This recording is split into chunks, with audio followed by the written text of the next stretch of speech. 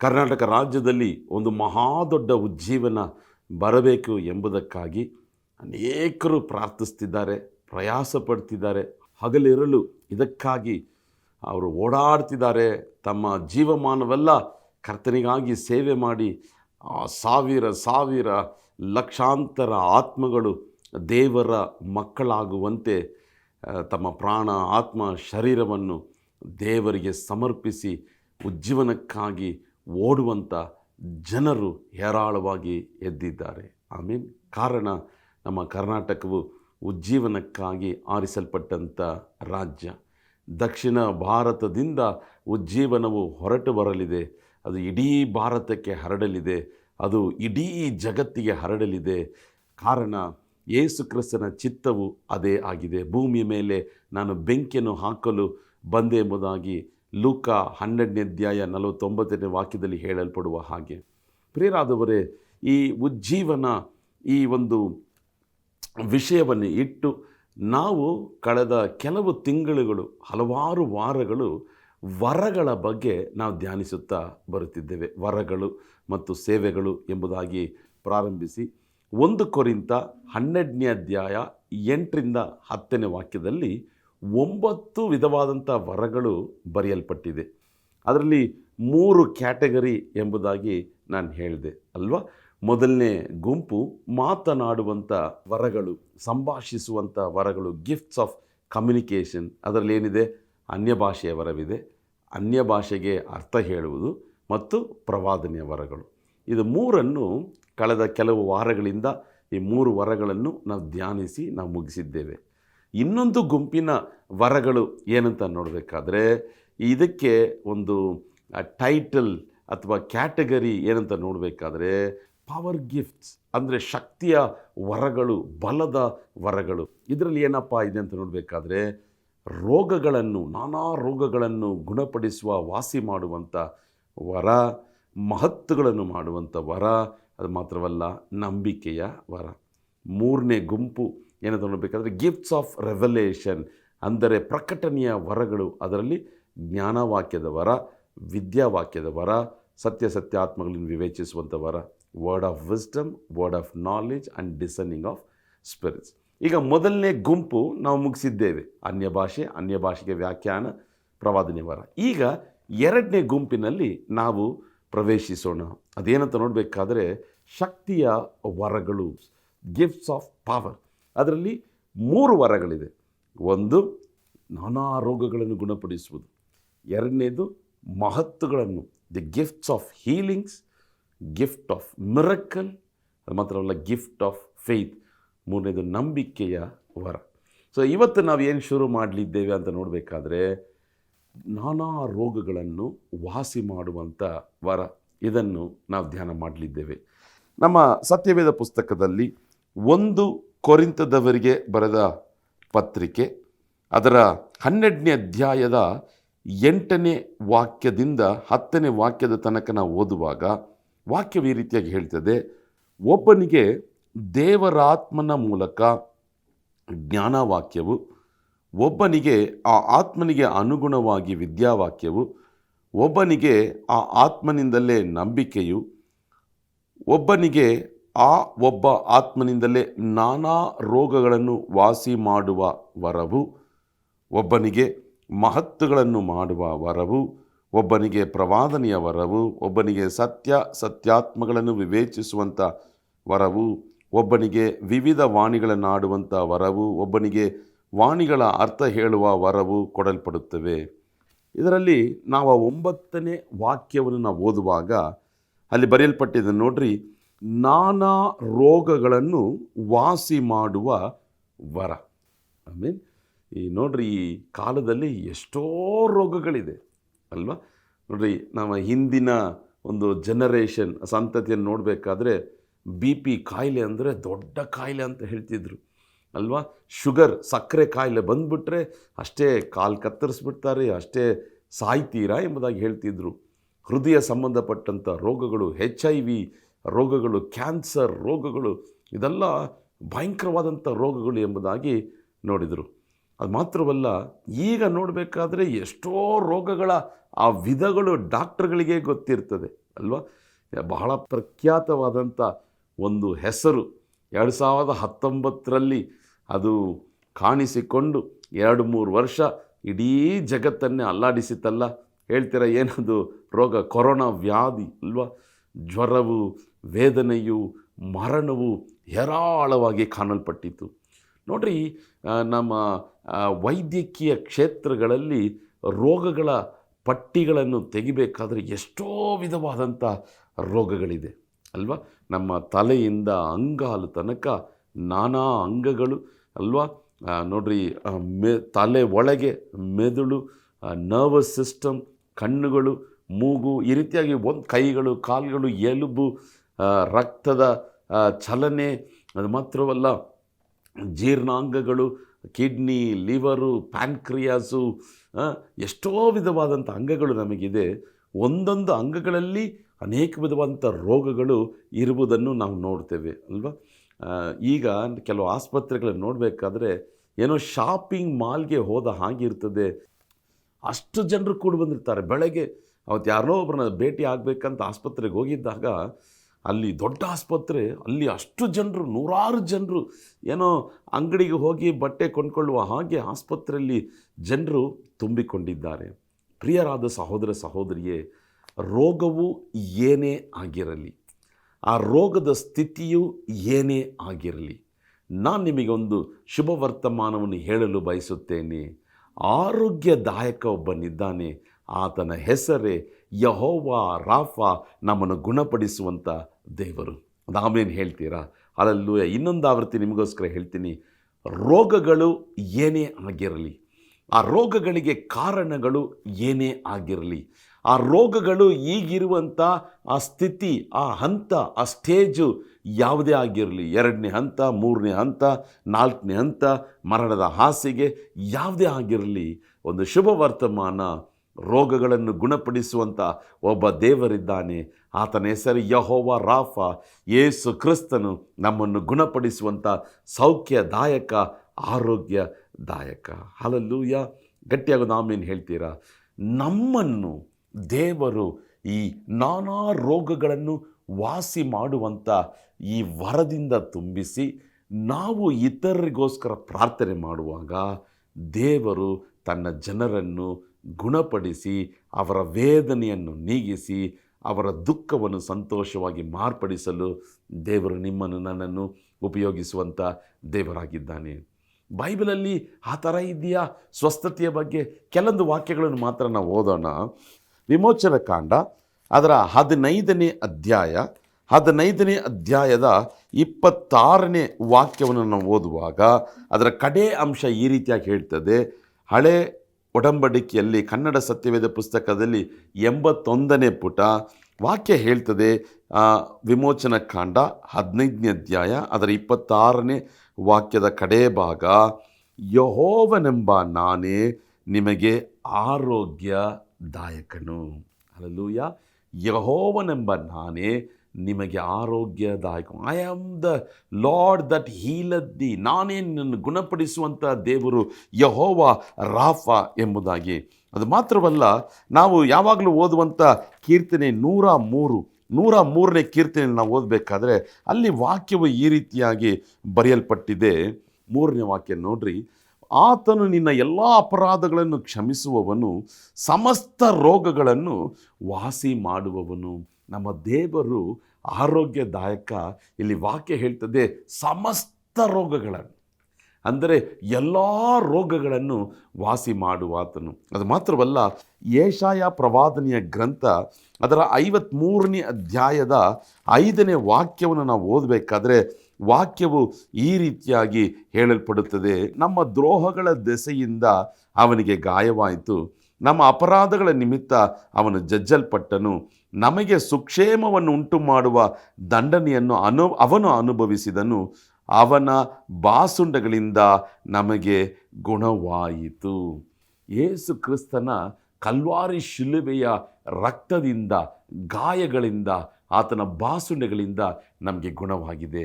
ಇದೇ ವಾಕ್ಯನ 1 ಪೇತ್ರ ಹೊಸ ಒಡಂಬಡಿಕೆಯಲ್ಲಿ 1 ಪೇತ್ರ 2ನೇ ಅಧ್ಯಾಯ ಅದರ 24ನೇ ವಾಕ್ಯದಲ್ಲಿ ಕೂಡ ನಾವು ಓದುವಾಗ ಯೇಸು ಕ್ರಿಸ್ತನ ಬಾಸುಂಡೆಗಳಿಂದ ನಮಗೆ ಗುಣವಾಯಿತು ಎಂಬುದಾಗಿ ನಾವು ನೋಡ್ತೇವೆ.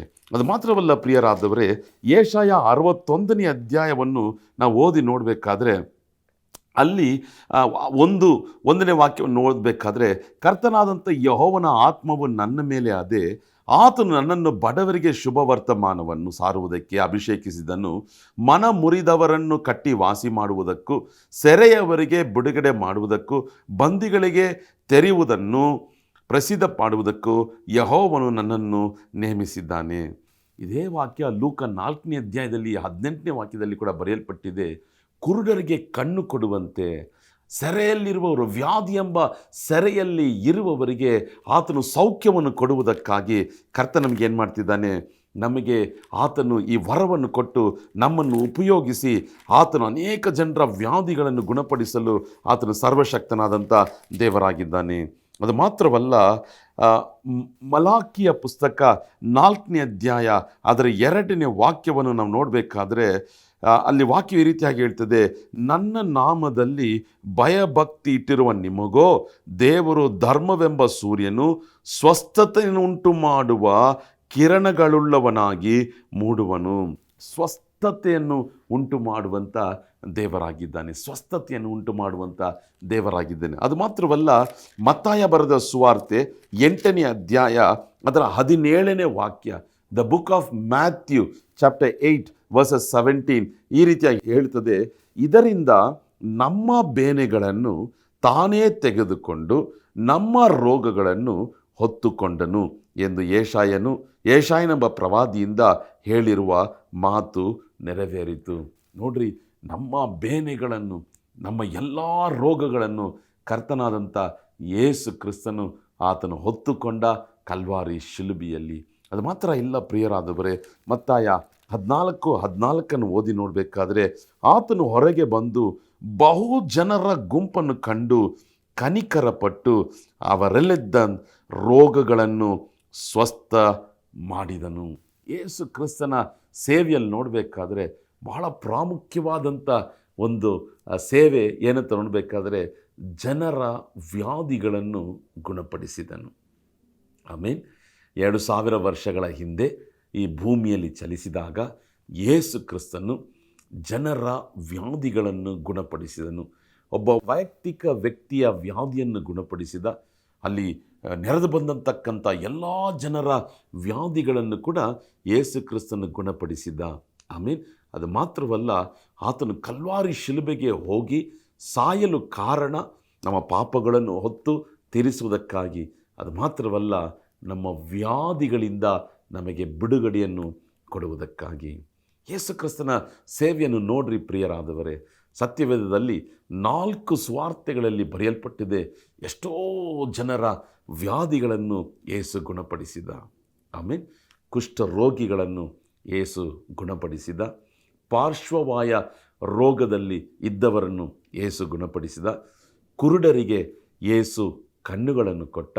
ಅದು ಮಾತ್ರವಲ್ಲ, ಮೂಗರನ್ನು ಮಾತಾಡುವಂತೆ ಮಾಡಿದ, ಕಿವಿಡರು ಕಿವಿ ಕೇಳಿಸಿಕೊಳ್ಳುವಂತೆ ಮಾಡಿದ, ಕುಂಟರು ನಡೆಯುವಂತೆ ಆತನು ಮಾಡಿದ. ಅದು ಮಾತ್ರವಲ್ಲ, ರಕ್ತ ಕುಸುಮ ರೋಗ ಇರುವಂಥ ಒಂದು ಸ್ತ್ರೀಯನ್ನು ಪರಿಪೂರ್ಣವಾಗಿ ಬಿಡುಗಡೆ ಕೊಟ್ಟು ಅವಳ ದುಃಖವನ್ನು ನೀಗಿಸಿ, ವೇದನೆಯನ್ನು ನೀಗಿಸಿ ಆತನು ಸಂತೋಷಪಡಿಸಿದ. ಅದು ಮಾತ್ರವಲ್ಲ, ಸತ್ತು ಹೋದಂಥ 3 ವಿಧವಾದಂಥ ಜನರನ್ನು ಎಬ್ಬಿಸಿದ. ಯಾಯೀರನ ಮಗಳು ಆಗಲೇ ಸತ್ತೋಗಿದ್ಲು, ಅವಳ ಮನೆಗೆ ಹೋಗಿ ಮೇಲೆ ಕೈಯಿಟ್ಟ, ಅಮ್ಮಣಿ ಎದ್ದೇಳು, ಅವಳ ಜೀವದಿಂದ ಎದ್ದು ಬಂದಳು.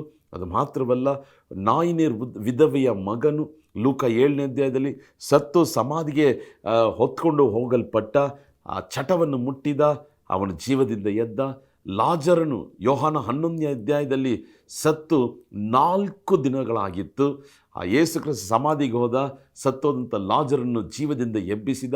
ಅದು ಮಾತ್ರವಲ್ಲ, ಪೇತ್ರನ ಅತ್ತೆ, ಅದು ಕೂಡ ಒಂದು ಮರಣಕರವಾದಂಥ ಒಂದು ವ್ಯಾಧಿ, ಆ ವ್ಯಾಧಿ ಜ್ವರ, ಆ ಜ್ವರದಿಂದ ದೇವರು ಬಿಡುಗಡೆಯನ್ನು ಕೊಟ್ಟ. ಅದು ಮಾತ್ರವಲ್ಲ ನೋಡ್ರಿ, ಆ ಗೆತ್ಸೆಮನೆ ತೋಟದಲ್ಲಿ ಕೂಡ ಖೈದಿ ಮಾಡಕ್ಕೆ ಬರಬೇಕಾದ್ರೆ ಪೇತ್ರನು ಕತ್ತಿಯನ್ನು ತೆಗೆದು ಒಬ್ಬ ಸೇವಕನ ಕಿವಿಯನ್ನು ಕತ್ತರಿಸ್ಬಿಡ್ತಾನೆ. ಅಲ್ಲಿ ಕೂಡ ಆ ಕಿವಿಯನ್ನು ಅಂಟಿಸಿ ಅಲ್ಲಿ ಒಬ್ಬನ ವೇದನೆಯನ್ನು, ವ್ಯಾಧಿಯನ್ನು ಆತನು ಗುಣಪಡಿಸಿದ. ಈ ರೀತಿಯಾಗಿ ನೋಡಬೇಕಾದ್ರೆ ಪ್ರಿಯರಾದವರೇ, ನಮ್ಮ ಪ್ರಾಣ, ಆತ್ಮ, ಶರೀರದಲ್ಲಿ ಸಂಬಂಧಪಟ್ಟಂಥ ಯಾವುದೇ ವ್ಯಾಧಿಗಳಾಗಿದ್ದರೂ ಕೂಡ ಒಂದು ಶುಭ ಸಂದೇಶ, ಯೇಸು ಕ್ರಿಸ್ತನು ಗುಣಪಡಿಸುವಂಥ ದೇವರಾಗಿದ್ದಾನೆ. ಆತನು ಕನಿಕರ ಪಟ್ಟು ತನ್ನ ಜನರನ್ನು ನೋಡಿ, ಅಯ್ಯೋ ಕುರುಬರು ಇಲ್ಲದ ಕುರಿಗಳ ಹಾಗಿದ್ದಾರಲ್ಲ, ಕನಿಕರ ಪಟ್ಟು ಅವರನ್ನು ಮುಟ್ಟಿ, ಅಥವಾ ಜನರು ಹೋಗಿ ಈತನನ್ನು ಮುಟ್ಟಿ ಅವರು ಪರಿಪೂರ್ಣವಾದಂಥ ಸ್ವಸ್ಥತೆಯನ್ನು ಹೊಂದಿಕೊಂಡರು. ಹಲ್ಲೆಲೂಯಾ. ಯೇಸು ಕ್ರಿಸ್ತನ ಸೇವೆಯಲ್ಲಿ ಈ ಗುಣಪಡಿಸುವಂಥ ಒಂದು ಸೇವೆ ಬಹಳ ಪ್ರಾಮುಖ್ಯವಾದದ್ದು. ಇದರ ನಿಮಿತ್ತವಾಗಿ ದೇವರ ರಾಜ್ಯವು ಈ ಭೂಮಿಯಲ್ಲಿ ಸ್ಥಾಪಿತಗೊಳ್ಳುವುದಕ್ಕೆ ಇದು ಒಂದು ಆಧಾರವಾಗಿತ್ತು. ಆಮೇನ್. ಹಲ್ಲೆಲೂಯಾ. ಒಂದು ಕಡೆ ಯೇಸು ಕ್ರಿಸ್ತನು ಪ್ರಸಂಗ ಮುಗಿಸಿದ ತಕ್ಷಣ ಜನರ ಮೇಲೆ ಕೈಗಳನ್ನಿಟ್ಟು ರೋಗಗಳನ್ನು ವಾಸಿ ಮಾಡಿದ ಅದೇ ದೇವರು ಇವತ್ತು ಹೇಳ್ತಿದ್ದಾನೆ, ನಾನು ನನ್ನ ವರಗಳನ್ನು ನಾನು ನಿಮ್ಮಲ್ಲಿಟ್ಟಿದ್ದೇನೆ. ನೀವು ಕೂಡ ಕನಿಕರ ಪಟ್ಟು ಜನರಿಗಾಗಿ ಪ್ರಾರ್ಥಿಸುವಾಗ ನಾನು ಅವರ ರೋಗದಿಂದ ಅವರನ್ನು ಬಿಡಿಸಿ ಅವರ ದುಃಖವನ್ನು ಸಂತೋಷವಾಗಿ ಮಾರ್ಪಡಿಸುವೆ. ಅವರ ವೇದನೆ ನೀಗಿ ಅವರು ಉಲ್ಲಾಸದಿಂದ ಇರುವಂತೆ, ಬಿಡುಗಡೆಯಿಂದ ಇರುವಂತೆ, ಆರೋಗ್ಯವಾಗಿರುವಂತೆ ನಾನು ಕೃಪೆಯನ್ನು ಅನುಗ್ರಹಿಸುತ್ತೇನೆ. ಕೆಲವರು ಹೇಳ್ತಾರೆ, ಇಲ್ಲಪ್ಪ, ಇದೆಲ್ಲ ನಮಗೆ ನಂಬಿಕೆ ಇಲ್ಲ, ನನ್ನ ನಂಬಿಕೆ ಎಲ್ಲ ಡಾಕ್ಟ್ರೇ ಅಲ್ವಾ. ಓಕೆ, ಅವರ ನಂಬಿಕೆ ತಕ್ಕ ಹಾಗೆ ದೇವರು ಬಿಟ್ಬಿಡ್ತಾನೆ. ಆದರೆ ಕರ್ತನಲ್ಲಿ ಪ್ರಿಯರಾದ ಸಹೋದರ ಸಹೋದರಿಯೇ, ಸೇವೆ ಮಾಡ್ತಿದ್ದೀರಾ? ಈ ರೋಗಗಳು ವಾಸಿಯಾಗುವಂಥ ಈ ವರವು ನನಗೆ ಬೇಕು ಎಂಬುದಾಗಿ ಪ್ರಾರ್ಥಿಸಿರಿ, ಅಪೇಕ್ಷಿಸಿರಿ, ಆಸೆ ಪಡ್ರಿ. ಕಾರಣ ಯೇಸು ಮಾತ್ರ ಈ ವರವನ್ನು ಉಪಯೋಗಿಸಿ ಅನೇಕ ಜನರಿಗೆ ಅದ್ಭುತ ಮಾಡಲಿಲ್ಲ. ಅಪೊಸ್ತಲರ ಕೃತ್ಯಗಳಲ್ಲಿ ನೋಡ್ರಿ, ಪೇತ್ರ, ಯೋಹಾನ, ಶಿಷ್ಯರು, ಪೌಲನು ಎಷ್ಟೋ ಜನರ ವ್ಯಾಧಿಗಳನ್ನು ಗುಣಪಡಿಸಿದವರು, ಸತ್ತವರನ್ನು ಜೀವದಿಂದ ಎಬ್ಬಿಸಿದರು. ಮುಂದಿನ ವಾರ ಅದನ್ನು ನಾವು ನೋಡೋಣ. ಅದು ಮಾತ್ರವಲ್ಲ, ಪೇತ್ರನ ನೆರಳು ಬಿದ್ದು ಅನೇಕ ಜನರು ವ್ಯಾಧಿಯಿಂದ ಗುಣವಾದರು. ಅಪೊಸ್ತಲನ ಕರವಸ್ತ್ರ, ಕರ್ಚೀಫನ್ನು ತೆಗೆದುಕೊಂಡು ಹೋಗಿ ಅವರು ವ್ಯಾಧಿಸ್ಥರ ಮೇಲೆ ಹಾಕಿದಾಗ ವ್ಯಾಧಿಗಳು ಗುಣವಾಯಿತು. ಇವತ್ತು ತಿರುಗಿ ನೋಡ್ರಿ ಸಹೋದರ, ನಿನ್ನ ಪಕ್ಕದ ಮನೇಲಿ ಏನೋ ಒಂದು ವ್ಯಾಧಿ, ನನ್ನ ಎದುರು ಮನೆಯಲ್ಲಿ ಏನೋ ಒಂದು ವ್ಯಾಧಿ. ಒಂದು ಕೂಟಕ್ಕೆ ಹೋದರೆ ಯಾರೆಲ್ಲ ವ್ಯಾಧಿಯಿಂದ ಇದ್ದೀರಾ, ಆ ವ್ಯಾಧಿ ಇರುವಂಥ ಜಾಗದಲ್ಲಿ ಕೈಗಳು ಇಟ್ಕೊಳ್ರಿ ಅಂತ ಹೇಳಬೇಕಾದ್ರೆ ಅಲ್ಲಿ 90% ಜನರು ಯಾವುದೋ ಒಂದು ವ್ಯಾಧಿಯಲ್ಲಿ ಕಷ್ಟಪಡ್ತಿದ್ದಾರೆ. ಆದರೆ ದೇವರು ಹೇಳ್ತಿದ್ದಾನೆ, ನನ್ನ ಮಗನೇ, ಈ ವರವನ್ನು ನಾನು ನಿನ್ನಲ್ಲಿಟ್ಟಿದ್ದೇನೆ. ನಿನ್ನ ಮೂಲಕವಾಗಿ ಅನೇಕ ಜನರ ವ್ಯಾಧಿಗಳನ್ನು ಗುಣಪಡಿಸಲು ನಾನು ನಿನ್ನನ್ನು ಉಪಯೋಗಿಸ್ತೇನೆ. ಆ ಜನರ ದುಃಖವು ಸಂತೋಷವಾಗಿ ಬದಲಾಗ್ತದೆ. ಅವರ ಕೇಡು ನೀಗಿ ಅವರ ಬಿಡುಗಡೆಯಿಂದ, ಆರೋಗ್ಯದಿಂದ ಇರಲು ನಾನು ನಿಮ್ಮನ್ನು ಉಪಯೋಗಿಸುತ್ತೇನೆ. ಹಲ್ಲೆಲೂಯಾ. ಒಳ್ಳೆ ಸಮಾರ್ಯನ ಕರಗದಲ್ಲಿ ದ್ರಾಕ್ಷಾರಸವು ಎಣ್ಣೆಯೂ ಇತ್ತು. ಇವತ್ತು ದೇವ ಸೇವೆ ಮಾಡುವಂಥ ನಮ್ಮ ಕರಗಳಲ್ಲಿ ಯೇಸುವಿನ ರಕ್ತ, ಪರಿಶುದ್ಧಾತ್ಮನ ಅಭಿಷೇಕ, ಯೇಸುವಿನ ನಾಮ ಇದೆ. ಯೇಸುವಿನ ನಾಮದಲ್ಲಿ ವ್ಯಾಧಿಗಳು ಇವತ್ತು ಗುಣವಾಗ್ತದೆ. ಆಮೇಲೆ ನಮ್ಮ ನಂಬಿಕೆಯಿಂದ ಪ್ರಾರ್ಥನೆ ಮಾಡುವಾಗ ದೇವರು ನಿಶ್ಚಯವಾಗಿ ನಮ್ಮ ನಂಬಿಕೆಯನ್ನು ನೋಡಿ ತನ್ನ ಮಹಿಮೆಯನ್ನು ಪ್ರಕಟಿಸಿ ಎಲ್ಲ ಮಹಿಮೆಯನ್ನು ತನಗೆ ಆತನು ತೆಗೆದುಕೊಳ್ಳುವಂಥ ದೇವರಾಗಿದ್ದಾನೆ. ಆಮೇಲೆ ಹಲ್ಲೆಲೂಯಾ. ನಾನಾ ರೋಗಗಳನ್ನು ವಾಸಿ ಮಾಡುವಂಥ ವರ. ಇನ್ನೊಂದು ಪ್ರಕಟಣೆ ಹೇಳ ಪ್ರಿಯರಾದವರೇ, ಆ ದಿನಕ್ಕೆ, ಆ ಗಳಿಗೆಗೆ, ಆ ಮನುಷ್ಯನಿಗೆ ಏನು ಅಗತ್ಯವಿದೆಯೋ ಆ ವರವು ನಿನ್ನ ಮೂಲಕವಾಗಿ ಪ್ರಕಟವಾಗುತ್ತದೆ. ಒಂದು ವೇಳೆ ನಾಳೆ ದಿನ ಒಂದು ವ್ಯಾಧಿಯುಳ್ಳ ಮನುಷ್ಯನನ್ನು ಸಂಧಿಸಬೇಕಾಗಿ ದೇವರು ಚಿತ್ತಗೊಂಡಿರುವುದಾದರೆ ನೀನು ಅವನನ್ನು ಸಂಧಿಸಿ ಅವನಿಗೋಸ್ಕರ ಪ್ರಾರ್ಥನೆ ಮಾಡುವಾಗ ನಿನ್ನ ಮೂಲಕವಾಗಿ ಆ ಗುಣಪಡಿಸುವಂಥ ವರವು ಕ್ರಿಯೆಯಾಗುತ್ತದೆ. Hallelujah, hallelujah. ಕೆಲವು ಸೇವಕರು ನೋಡ್ರಿ, ಈ ವಿಷಯದಲ್ಲಿ ದೇವರು ಅವರನ್ನು ಬಲವಾಗಿ ಉಪಯೋಗಿಸ್ತಾನೆ. ಆಮೇಲೆ ವಿಶೇಷವಾಗಿ ಸೌವಾರ್ತಿಕ ಸೇವೆಯಲ್ಲಿ ಇರುವವರು, ಇವ್ಯಾಂಜಲಿಸ್ಟ್ ಅಲ್ವಾ.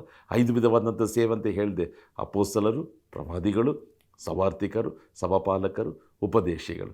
ಈ ಸವಾರ್ಥಿಗರು ಅಲ್ಲಲ್ಲಿ ಹೋಗಿ ಅವರು ಸೇವೆ ಮಾಡುವುದರಿಂದ ಈ ಗುಣಪಡಿಸುವಂಥ ವರವು, ಪ್ರವಾದನೆಯ ವರವು ಅವರಲ್ಲಿ ಪ್ರಾಮುಖ್ಯವಾಗಿರುತ್ತದೆ. ವ್ಯಾಧಿಗಳು ಗುಣವಾದಾಗ ಜನರು ತಾನಾಗಿ ದೇವರ ಬಳಿಗೆ ಬರಲು ಕರ್ತನು ಕೃಪೆಯನ್ನು ಅನುಗ್ರಹಿಸುತ್ತಾನೆ. ಆಮೇನ್, ಹಲ್ಲೆಲೂಯಾ. ಈ ಗುಣಪಡಿಸುವಂಥ ವರ ನಮ್ಮಲ್ಲಿ ಕ್ರಿಯವಾಗಲು ನಾವು ದೇವರ ಬಳಿಯಲ್ಲಿ ಪ್ರಾರ್ಥಿಸೋಣ. ನಮ್ಮಲ್ಲಿ ಎಲ್ಲ ವರಗಳಿರ್ತದೆ. ಪ್ರಾರ್ಥನೆ ಮಾಡಿ ನಾವು ಅದನ್ನು ನಂಬಿಕೆಯಿಂದ ಉಪಯೋಗ ಮಾಡುವಾಗ ಅನೇಕ ಜನರ ವ್ಯಾಧಿಗಳು ಗುಣವಾಗ್ತದೆ. ಇವತ್ತು ಗುಣವಾಗ್ತಿದೆ. ಅನೇಕ ಜನರು ಅದಕ್ಕೆ ಸಾಕ್ಷಿಗಳಾಗಿದ್ದಾರೆ. ಆಮೇಲೆ ಸುಮಾರು ವರ್ಷಗಳ ಹಿಂದೆ, ಒಂದು 20 ವರ್ಷಗಳ ಹಿಂದೆ ಇರ್ಬೋದು, ಮಂಡ್ಯದಲ್ಲಿ ಒಂದು ಹಳ್ಳಿಗೆ ನಾನು ಸೇವೆಗೆ ಹೋಗಿದ್ದೆ. ಮಕ್ಕಳ ಸೇವೆ 5 ದಿನ. ಅಲ್ಲಿ ಮಿಷನರಿಗಳಿದ್ದರು. ಆ ಮಿಷನರಿಯ ಮನೆಯಲ್ಲಿ ನಾನು ಇಳ್ಕೊಂಡು ಅಲ್ಲಿಂದ ಒಂದು ಹಳ್ಳಿಗೆ ಒಂದು ಟೀಮ್ ಹೋಗ್ತಿದ್ದರು, ಇನ್ನೊಂದು ಹಳ್ಳಿಗೆ ಇನ್ನೊಂದು ಟೀಮ್ ಹೋಗ್ತಿದ್ರು. ಈ ರೀತಿಯಾಗಿ ಒಂದು 30-40 ಜನ ನಾವು ಆ VBS ಆ ಕಾರ್ಯಕ್ರಮ ನಡೆಸುವುದಕ್ಕಾಗಿ ನಾವು ಹೋಗಿದ್ವಿ. ಆಗ ಮಿಷನರಿ ಇವಾಗ ನಾಳೆ ನಾವು ಶುರು ಮಾಡ್ತೀವಿ ಅಂದರೆ 5 ದಿನದ ಕಾರ್ಯಕ್ರಮ, ಹಿಂದಿನ ದಿನ ಹೋಗಿ ಅಲ್ಲಿರುವಂಥ ಎಲ್ಲ ಮಕ್ಕಳಿಗೆ ಅದನ್ನು ತಿಳಿಯಪಡಿಸಿ ಎಲ್ಲ ಏರ್ಪಾಡುಗಳನ್ನು ಮಾಡಬೇಕು. ಸೊ ನನ್ನನ್ನು ಕರ್ಕೊಂಡು ಹೋಗಿದ್ದರು. ಆ ಹಳ್ಳಿಯಲ್ಲಿ ನಮಗೆ ತುಂಬ ಸಹಾಯ ಮಾಡುವಂಥ ಒಬ್ಬ ಸಹೋದರರು ಭಯಂಕರ ಜ್ವರದಲ್ಲಿದ್ದರು. ಭಯಂಕರವಾದಂಥ ಜ್ವರ, ಎದ್ದೇಳಕ್ಕಾಗಲಿಲ್ಲ. ಆ ಚಳಿ ನಡುಗ್ತಾ ಇದೆ. ಈ ಮಿಷನರಿ ನನ್ನ ಕರ್ಕೊಂಡೋಗಿ ಅವರು ಹೇಳಿದ್ರು, ಅಣ್ಣ ಇವ್ರಿಗೋಸ್ಕರ ನೀವು ಪ್ರಾರ್ಥನೆ ಮಾಡಿರಿ ಅಣ್ಣ, ಇವರೇ ನಮಗೆ ತುಂಬ ಸಹಾಯ ಮಾಡ್ತಾರೆ. ಈ ಹಳ್ಳಿಗಳಲ್ಲಿ ಈ ಮಕ್ಕಳನ್ನ ಕರ್ಕೊಂಡು ಬರೋದು ಇವರೇ. ತುಂಬ ಪ್ರೀತಿಯುಳ್ಳ ಸಹೋದರನು ಈ ರೀತಿಯಾಗಿ ಜ್ವರದಲ್ಲಿ ಕಷ್ಟಪಡ್ತಿದ್ದಾರಲ್ಲ. ಪ್ರಿಯರಾದವರೇ, ಇದು ನಡೆದು 20 ವರ್ಷಗಳಾಯಿತು. ನನಗೆ ಆ ಸೇವೆ ಮಾಡುವಂಥ ಪ್ರಾರಂಭ ಅದು. ನಾನು ಏನು ಮಾಡಿದೆ, ಆ ಸಹೋದರನ ಮೇಲೆ ಕರಗಳನ್ನಿಟ್ಟು ಕಣ್ಗಳನ್ನು ಮುಚ್ಚಿ ನಂಬಿಕೆಯಿಂದ, ಏಸಪ್ಪ ಈ ಮಗನ ವ್ಯಾಧಿಯು ನೀಗಲಿ ಸ್ವಾಮಿ, ಈ ಜ್ವರ ನೀಗಲಿ ಸ್ವಾಮಿ, ದೇವರೇ ಯೇಸುವಿನ ನಾಮದಲ್ಲಿ ಪ್ರಾರ್ಥನೆ ಮಾಡ್ತೇವೆ ಎಂಬುದಾಗಿ ಚೆನ್ನಾಗಿ ಭಾರವಾಗಿ ಪ್ರಾರ್ಥನೆ ಮಾಡಿ ಮನೆಗೆ ಬಂದುಬಿಟ್ವಿ. ಆದರೆ ನನಗೆ ರಾತ್ರಿಯೆಲ್ಲ ಏನು ಗೊತ್ತಾ ನೆನಪು, ಆ ಸಹೋದರನ ಮೇಲೆ ನೆನಪು. ಮಾರನೇ ದಿನ ಆ ಹಳ್ಳಿಗೆ ನಾವು ಹೋಗಬೇಕಾದ್ರೆ ನನ್ನ ಮನಸ್ಸಿನಲ್ಲಿ ಮಕ್ಕಳನ್ನು ನೋಡ್ತೀವೋ ಇಲ್ವೋ, ಆ ಸಹೋದರನು ಹೇಗಿದ್ದಾರೆ ಆಶ್ಚರ್ಯ ಕಾದಿತ್ತು. ಆ ಸಹೋದರನು ಆ ಸೇವೆ ಮಾಡುವುದಕ್ಕಾಗಿ ಅಲ್ಲಿ ನಿಂತಿದ್ದರು. ಅಲ್ಲಿ ಎಲ್ಲ ಮಕ್ಕಳನ್ನು ಕರೆಸಿ ಎಲ್ಲರನ್ನು ಒಟ್ಟುಗೂಡಿಸುವುದಕ್ಕಾಗಿ ಅವರಿಗೆ ಭಾಳ ಸಹಾಯ ಮಾಡ್ತಿದ್ದರು. ನಾನು ಅವ್ರ ಹತ್ರ ಮಾತಾಡಿದೆ, ಬ್ರದರ್ ಜ್ವರ ಎಲ್ಲ ಸರಿ ಆಯಿತಾ? ಅವ್ರು ಹೇಳಿದ್ರು, ನಿನ್ನೆಯ ದಿನ ಕರ್ತ ನನಗೆ ಸ್ವಸ್ಥತೆಯನ್ನು ಕೊಟ್ಟ. ಪ್ರಿಯರಾದವರೇ, ಇವತ್ತು ಕೂಡ ನಾನು ಹೇಳ್ತೀನಲ್ಲ, ಚಿಕ್ಕ ಜ್ವರವೋ ಅಥವಾ ದೊಡ್ಡ ಕಾಯಿಲೆನೋ ದೇವರಿಂದ ಆಗದ ಕಾರ್ಯ ಒಂದೂ ಇಲ್ಲ. ಡಾಕ್ಟರ್ಗಳು ಕೈ ಬಿಟ್ಟಿರಬಹುದು, ಆದರೆ ಕರ್ತನು ಎಂದಿಗೂ ನಮ್ಮನ್ನು ಕೈ ಬಿಡುವುದೇ ಇಲ್ಲ. ಕಾರಣ ಆತನ ಹೆಸರು ಆರೋಗ್ಯದಾಯಕ, ರೋಗಗಳನ್ನು ಗುಣಪಡಿಸುವಂಥ ದೇವರು. ನಾನು 2 ತಿಂಗಳುಗಳ ಹಿಂದೆ ಹಾಸನ್ಗೆ ನಾನು ಹೋಗಿದ್ದಾಗ ಅಲ್ಲಿ ಸಹೋದರನೊಬ್ಬರು ಸಾಕ್ಷಿ ಹೇಳಿದರು, ಅಣ್ಣ ನಮ್ಮ ಕೂಟಕ್ಕೆ ಒಬ್ಬ ಅಮ್ಮ ಬಂದಿದ್ದರು, ಆಪ್ರೇಷನ್ ಆಗಿತ್ತು. ಆಪ್ರೇಷನ್ ಆದರೂ ಕೂಡ ಭಯಂಕರ ನೋವು. ಒಂದು ಹೊಸ ಗಡ್ಡೆ ಅವರ ಹೊಟ್ಟೆಯಲ್ಲಿ ಬರೋಕ್ಕೆ ಶುರುವಾಯಿತು. ಅದು ಭಯಂಕರವಾದಂಥ ನೋವು. ಹೊಟ್ಟೆ ಮೇಲೆ ಕೈ ಇಟ್ಟರೆ ಆ ಗಡ್ಡೆ ನೋಡ್ಬೋದು, ಅಷ್ಟು ದೊಡ್ಡ ಗಡ್ಡೆ ನೋವು. ಕೂಟಕ್ಕೆ ಬಂದಿದ್ದರು, ನೀವು ತಲೆ ಮೇಲೆ ಕೈ ಇಟ್ಟು ಪ್ರಾರ್ಥನೆ ಮಾಡಿದ್ರಿ. ಅವರು ಮನೆಗೆ ಹೋದರು, ನೋವಿನಿಂದಲೇ ಮನೆಗೆ ಹೋದರು. ಮನೆಗೆ ಹೋಗಿ ಸ್ವಲ್ಪ ಹೊತ್ತು ನೋಡಬೇಕಾದ್ರೆ ನೋವಿಲ್ಲ, ಹೊಟ್ಟೆ ಮೇಲೆ ಕೈ ಇಟ್ಟು ನೋಡಿದ್ರೆ ಗಡ್ಡೆ ಕೂಡ ಇಲ್ಲ. ಪ್ರಿಯರಾದವರೇ, ಇದು ನಡೆದಂಥ ಸತ್ಯ ಸಾಕ್ಷಿ ಇದು. ಹಲ್ಲೆಲೂಯಾ. ನನಗೆ ತುಂಬ ಆಶ್ಚರ್ಯ. ದೇವರೇ, ಜನರಿಗೆ ಏನು ಅಗತ್ಯವಿದೆಯೋ ಆ ಗಳಿಗೆಯಲ್ಲಿ ದೇವರೇ ಅವರ ಭಾಳ ಪ್ರಾಮುಖ್ಯವಾದಂಥ ಅಗತ್ಯ ಸ್ವಸ್ಥತೆ ಆಗಿರುವುದಾದರೆ ನಿಮ್ಮ ಸೇವಕರನ್ನು ದೇವರೇ ಆ ಜನರ ನಿಮಿತ್ತವಾಗಿ ನೀನು ಉಪಯೋಗಿಸುವಂಥ ದೇವರಾಗಿದ್ದೀಯ ಸ್ವಾಮಿ. Hallelujah, hallelujah. ಸಹೋದರ ಸಹೋದರಿಯೇ, ಡಾಕ್ಟ್ರನ್ನು ನೀನು ಹುಡುಕೋದಿಕ್ಕೆ ಮುಂಚಿತವಾಗಿ ದೇವರನ್ನು ಹುಡುಕು. ದೇವರೇ, ನೀನು ನನಗೆ ಆರೋಗ್ಯದಾಯಕ, ದೇವರೇ ನನ್ನನ್ನು ಗುಣಪಡಿಸುವಂಥ ದೇವರು ನೀನಾಗಿದ್ದೀಯ ಸ್ವಾಮಿ. ನನ್ನ ನಂಬಿಕೆ ನಿನ್ನ ಮೇಲೆ ಸ್ವಾಮಿ. ಆ ರೀತಿಯಾಗಿ ಒಂದು ವೇಳೆ ವ್ಯಾಧಿಯಿಂದ ಕಷ್ಟಪಡ್ತಿದ್ದೀರಾ, ದೇವರ ಮೇಲೆ ನಂಬಿಕೆ ಇಡೋಣ. ಔಷಧಗಳಲ್ಲ, ಡಾಕ್ಟ್ರ್ ಮೇಲೆ ಅಲ್ಲ, ಸ್ಪೆಷಲಿಸ್ಟ್ ಮೇಲೆ ಅಲ್ಲ. ಒಂದು ವೇಳೆ ದೇವರು ಅವ್ರ ಹತ್ರ ಮಾರ್ಗ ನಡೆಸ್ಬೋದು, ಓಕೆ. ಆದರೆ ನಮ್ಮ ನಂಬಿಕೆ ಯೇಸು ಕ್ರಿಸ್ತನ ಮೇಲೆ. ಆತನ ಬಾಸುಂಡೆಗಳಿಂದ ನನಗೆ ಗುಣವಾಯಿತು, ಯೇಸುವಿನ ರಕ್ತದಿಂದ ನನಗೆ ಬಿಡುಗಡೆಯಾಯಿತು, ಯೇಸುವಿನ ವಾಕ್ಯವು ನನಗೆ ಸ್ವಸ್ಥತೆಯನ್ನು ಕೊಟ್ಟಿದೆ. ಆಮೇನ್, ಹಲ್ಲೆಲೂಯಾ. ಗಟ್ಟಿಯಾಗೋದು ಆಮೇನ್ ಹೇಳ್ತೀರಾ? ದೇವರೇ, ನನಗೂ ಈ ವರಗಳು ಬೇಕು ಸ್ವಾಮಿ. ದೇವರೇ, ನನಗೂ ಈ ರೋಗಗಳನ್ನು ವಾಸಿ ಮಾಡುವಂಥ ವರಗಳು ಬೇಕು ಸ್ವಾಮಿ. ನೋಡಿ, ಕೆಲವೊಂದು ಕೂಟಗಳಿಗೆ ಹೋಗಬೇಕಾದ್ರೆ ದೇವರು ಆತನು ಪ್ರಕಟಿಸ್ತಾನೆ, ಇವತ್ತು ನಾನು ಅನೇಕ ಜನರ ವ್ಯಾಧಿಗಳನ್ನು ಗುಣಪಡಿಸುವೆ. ಆ ಕರೆಯುವಿಕೆಯನ್ನು ಕೊಟ್ಟು ವ್ಯಾಧಿಗಳು ನೀಗುವಂತೆ ಪ್ರಾರ್ಥನೆ ಮಾಡುವಾಗ ಸಾಕ್ಷಿಗೆ ನಾನು ಕರೆದಾಗ ಅನೇಕ ಜನರು ಬಂದು ಸಾಕ್ಷಿ ಹೇಳ್ತಾರೆ, ನನಗೆ ಕೈ ಎತ್ತಕ್ಕಾಗ್ತಿರಲಿಲ್ಲ, ನನ್ನ ಕೈ ಈಗ ಎತ್ತಕ್ಕಾಗ್ತಿದೆ, ನಾನು ಭಾಳ ಬಲಹೀನಳಾಗಿ ಕೂಟಕ್ಕೆ ನಾನು ಬಂದೆ, ಆದರೆ ಈಗ ನನಗೆ ಪರಿಪೂರ್ಣ ಬಿಡುಗಡೆಯನ್ನು ದೇವರು ಅನುಗ್ರಹಿಸಿದ್ದಾನೆ. ಆಮೇಲೆ ಒಂದು ಸಹೋದರಿ 14 ವರ್ಷಗಳಿಂದ ಹೊಟ್ಟೆ ನೋವಿಂದ ಕಷ್ಟಪಟ್ಟರು, ಎಷ್ಟೋ ಡಾಕ್ಟರ್ಗಳ ಹತ್ರ ಹೋದರು, ಎಷ್ಟೋ ವಿಧವಾದಂಥ ಸ್ಕ್ಯಾನ್ಗಳು ಮಾಡಿದ್ರು, ಗುಣವಾಗಲಿಲ್ಲ. ಕೂಟಕ್ಕೆ ಬಂದಿದ್ದರು, ಸ್ಟೇಜ್ನ ಮೇಲಿಂದ ಪ್ರಸಂಗ ಮಾಡ್ತಿರ್ಬೇಕಾದ್ರೆ ಕರ್ತನಾತ್ಮನ ಹೇಳ್ದ, ಈಗೋ ಒಂದು ಸಹೋದರಿ ಮೇಲೆ ಬೆಂಕಿ ಇಳಿದು ಬರ್ತಾ ಇದೆ, ಪರಿಶುದ್ಧಾತ್ಮನ ಗುಣಪಡಿಸುವಂಥ ಶಕ್ತಿ ಇಳಿದು ಬರ್ತಾ ಇದೆ, ಹೊಟ್ಟೆ ಭಾಗದಲ್ಲಿರುವಂಥ ವೇದನೆಗಳು ನೀಗ್ತಾ ಇದೆ. ಸಾಕ್ಷಿ ಕರೆದಾಗ ಅವತ್ತು ಅನೇಕ ಜನರು ಬಂದು ಸಾಕ್ಷಿ ಹೇಳಿದ್ರು. ಈ ಸಹೋದರಿ ಕಣ್ಣೀರಿನಿಂದ ಸಾಕ್ಷಿ ಹೇಳಿದ್ರು, ನನಗೆ 14 ವರ್ಷಗಳಿಂದ ಹೊಟ್ಟೆ ಭಾಗದಲ್ಲಿ ವೇದನೆ, ನೋವು, ಬೆಳಗ್ಗೆ ನೋವಿತ್ತು, ಈ ಸಂದೇಶ ಕೊಡಬೇಕಾದ್ರೆ ನೋವಿತ್ತು, ಕಡೆ ಪ್ರಾರ್ಥನೆ ಮಾಡಬೇಕಾದ್ರೆ ಆ ನೋವು ಎಲ್ಲಿ ಹೋಯ್ತೋ ಗೊತ್ತಿಲ್ಲ ಎಂಬುದಾಗಿ ಸಹೋದರ ಸಹೋದರಿಯೇ, ನಿಮ್ಮನ್ನು ದೇವರು ಉಪಯೋಗಿಸಲು ಶಕ್ತನಾಗಿದ್ದಾನೆ. ಆಮೇನ್, ಹಲ್ಲೆಲೂಯಾ. ನನ್ನ ಅನುಭವಗಳನ್ನು ನಾನು ಯಾಕೆ ಹೇಳ್ತೇನೆಂದರೆ ಅದು ನಿಮಗೆ ಉತ್ತೇಜನವಾಗಿರಬೇಕು ಎಂಬುದಕ್ಕಾಗಿ. ನನ್ನ ಅನುಭವಗಳನ್ನು ಹೇಳಿ ನಾನು ಹೆಮ್ಮೆ ಕೊಚ್ಚಿಕೊಳ್ಳುವುದಕ್ಕೆ ಇಲ್ಲ. ಕಾರಣ ಇದು ನಮ್ಮಿಂದ ಉಂಟಾದದಲ್ಲ, ಎಲ್ಲ ಮಹಿಮೆ ಯೇಸು ರಾಜನಿಗೊಬ್ಬನಿಗೆ ಮಾತ್ರ. ಆಮೇನ್, ಹಲ್ಲೆಲೂಯಾ. ಪ್ರಿಯರಾದವರೇ, ನಾನಾ ರೋಗಗಳನ್ನು ವಾಸಿ ಮಾಡುವಂಥ ಈ ವರವು ನಮ್ಮಲ್ಲಿ ಕ್ರಿಯೆ ಮಾಡುವಾಗ ಅನೇಕ ಜನರು ಯೇಸುವಿನ ಬಳಿಗೆ ಬರಲು, ಯೇಸು ಒಬ್ಬನೇ ದೇವರೆಂಬುದಾಗಿ ನಿರೂಪಿಸಲು ಕರ್ತನು ನಮ್ಮನ್ನು ಉಪಯೋಗಿಸುವಂಥ ದೇವರಾಗಿದ್ದಾನೆ. ಆದ್ದರಿಂದ ಪ್ರಿಯರಾದವರೇ, ಈ ವರಗಳು ನಮ್ಮಲ್ಲಿ ಕ್ರಿಯೆ ಮಾಡುವಂತೆ ದೇವರ ಸನ್ನಿಧಿಯಲ್ಲಿ ನಾವು ಪ್ರಾರ್ಥನೆ ಮಾಡೋಣ.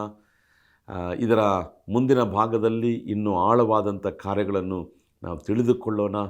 ನಮ್ಮಲ್ಲಿ ಕೂಡ ಈ ರೋಗಗಳನ್ನು ವಾಸಿ ಮಾಡುವಂಥ ಈ ವರವು ಕ್ರಿಯೆ ಆಗುವಂತೆ ನಾವು ಕರ್ತನ ಬಳಿಯಲ್ಲಿ ಪ್ರಾರ್ಥನೆ ಮಾಡೋಣ. ದೇವರು ನಿಶ್ಚಯವಾಗಿ ಈ ಕೃಪಾವರವನ್ನು ನಮಗೆ ಕೊಟ್ಟು ನಮ್ಮನ್ನು ಉಪಯೋಗಿಸಿ ಕರ್ನಾಟಕ ರಾಜ್ಯದಲ್ಲಿ ಮಹಾದೊಡ್ಡ ಉಜ್ಜೀವನ ಬರಲು ದೇವರು ನಮ್ಮನ್ನು ಉಪಯೋಗಿಸುವಂಥ ದೇವರಾಗಿದ್ದಾನೆ.